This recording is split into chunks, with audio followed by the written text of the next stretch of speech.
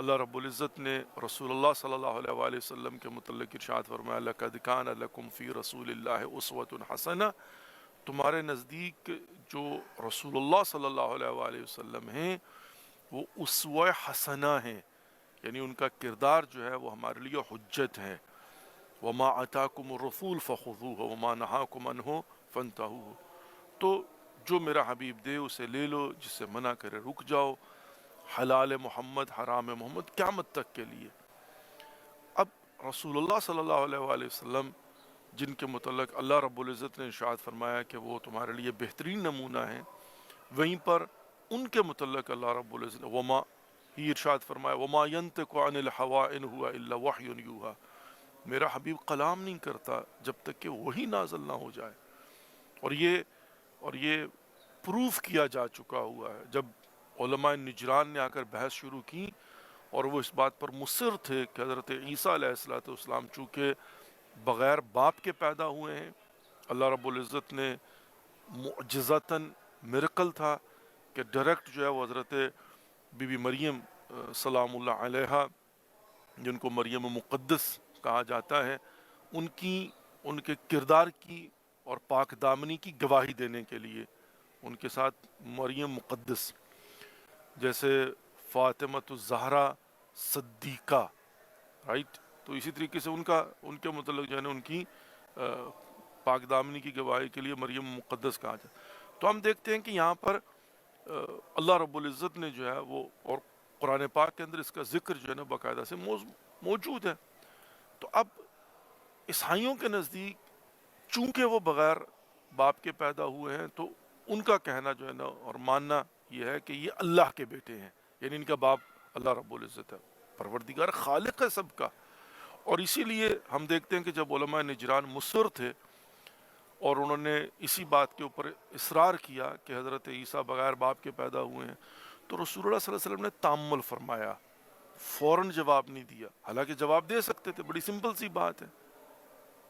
ساری دنیا جانتی ہے کہ حضرت آدم علیہ السلام جو ہے وہ بغیر ماں اور باپ کے پیدا ہوئے ہیں، لیکن حضرت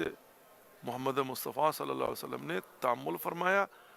کہ جب تک وحی نازل نہیں ہوگی، اور وحی نے وہی پیغام جو تھا کہ مثل عیسیٰ عند اللہ کمثل آدم خلقتہ من تراب، کہ عیسیٰ علیہ السلام کی مثل خدا کے نزدیک آدم کی سی ہے، کہ حضرت آدم علیہ السلام کو اللہ رب العزت نے ماں اور باپ دونوں کے بغیر مٹی سے خلق کیا ہے۔ تو قادر مطلق ہے خدا، اس کا مطلب یہ نہیں ہے کہ حضرت آدم علیہ السلام جو ہے نا وہ اللہ کے بیٹے ہیں، نہیں، کیوں؟ اس لیے کہ خالق خدا ہے، خدا جب چاہے جیسے چاہے جس طرح سے چاہے خلق کر سکتا ہے، ان اللہ علی کل شیء قدیر ہے، قدرت رکھتا ہے، وہ صاحب کن فیکون ہے، انما امرہ اذا اراد شیئا ان یقول له کن فیکون۔ لیکن ظاہرہ خدا نے ہی ایک فطرت کو کریٹ کیا ہے اور نیچر کے کچھ تقاضے ہوتے ہیں، تو اس لیے جو ہے نا روٹین کے اندر ایک بچہ جو ہے وہ 9 مہینے تک ماں کی پیٹ میں ہوتا ہے، یعنی جب اس کی وہ کنسول ہو جاتا ہے تو اس کے بعد پھر جو ہے وہ 9 مہینے کے بعد ایک پروسیس ہے جس کے ذریعے جو ہے وہ اس دنیا میں آتا ہے، لیکن خدا کی مرضی ہے کہ وہ جو کنسیل کرنے کا پروسیس ہے وہ اللہ کی مرضی ہے کہ پروردگار جیسے چاہے۔ اب یہاں تو یہ ہے کہ نیچرل ایک روٹین کا پروسیس ہے، اللہ کی مرضی، ٹھیک۔ تو یہاں پر جو ہے نا حضرت محمد مصطفیٰ صلی اللہ علیہ وآلہ وسلم کے متعلق ہم دیکھتے ہیں کہ وہ ان کا تعامل فرمانا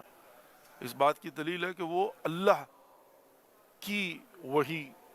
کے ذریعے کلام کرتے ہیں۔ اب یہی رسول اللہ صلی اللہ علیہ وسلم جو کہ ایک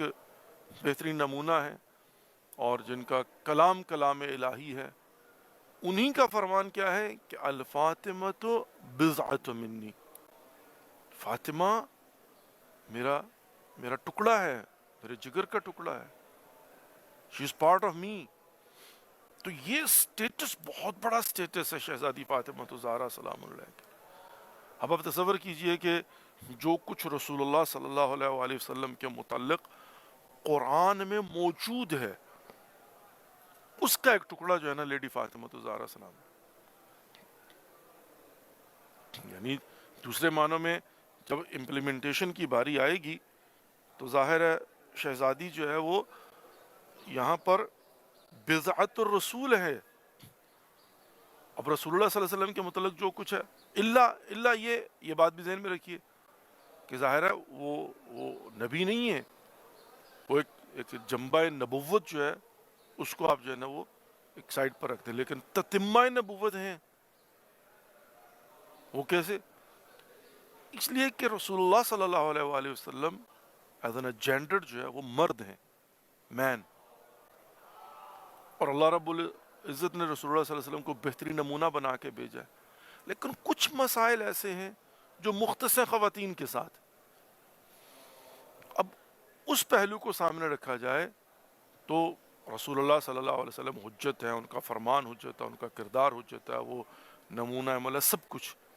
لیکن یہاں پر آ کر جو ہے نا وہ کہا جا سکتا ہے کہ رسول اللہ صلی اللہ علیہ وآلہ وسلم کا یہ جو جنبہ ہے جینڈر والا، اس میں آ کے خواتین کے لیے جو استثناء مطلب ایکسکلوزو مسائل ہے، اس میں کیا ہوگا؟ تو اس کے لیے فرمایا الفاطمہ تو بضعۃ منی، ان مسائل میں فاطمہ تو زہرا سلام اللہ علیہا تمہارے لیے نمونہ عمل ہے. تو یہاں پر جو ہے نا بحیثیت بیٹی، بحیثیت ماں، بحیثیت بیوی. اب ظاہر رسول اللہ صلی اللہ علیہ وسلم بحیثیت بیٹا، بحیثیت باپ، بحیثیت بھائی، مطلب ظاہر چچا زاد بھائی، چونکہ ان کا کوئی بھائی نہیں تھا، لیکن بہرحال یا باپ، ان کے والد گرامی حضرت عبداللہ ابن عبد المطلب، ان کی ولادت سے پہلے انتقال ہو چکا ہوا تھا، اور ان کی والدہ بھی وہ 6 سال کے تھے جب ان کا انتقال ہو گیا. لیکن باہر صورت ایک بحیثیت بیٹا رسول اللہ صلی اللہ علیہ وسلم، پھر بحیثیت باپ شہزادی فاطمہ تو زہرا سلام اللہ رسول اللہ کی بیٹی ہیں، بحیثیت بھائی چچا زاد بھائی مولا کائنات علی ابن ابی طالب علیہ الصلوۃ والسلام کے ساتھ. اور اب یہ تمام تر جنبے جو ہیں وہ رسول اللہ صلی اللہ علیہ وسلم پیش کر، لیکن بحیثیت بیٹی، بحیثیت بہن، بحیثیت ماں، بحیثیت بیوی، اب یہ سارے کے سارے جو ہے نا وہ جنبے، تو یہاں پر کیا کیا جائے گا؟ تو شہزادی فاطمہ زہرا سلام اللہ علیہا یہاں پر آ کر اس حصے کو کمپلیٹ کرتی ہوئی نظر آتی. بہت بڑا سٹیٹس ہے. تو ہم دیکھتے ہیں کہ جو صدر اسلام کی شخصیات ہیں ان کے متعلق قرآن پاک کے اندر،